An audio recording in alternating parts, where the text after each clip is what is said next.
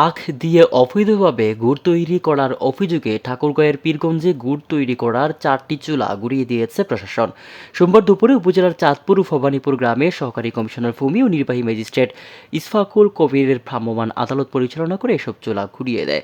এ সময় Thakurgaon চিনিকলের DGM CP Manjurul ইসলাম, subzone প্রধান Alamgir, junior officer Mukim Uddin উপস্থিত ছিলেন। তবে অভিযানের খবর আগেই ফাঁস হয়ে যাওয়ায় আখ মাড়াই মেশিন সরিয়ে ফেলেন গুড় তৈরির সাথে জড়িতরা।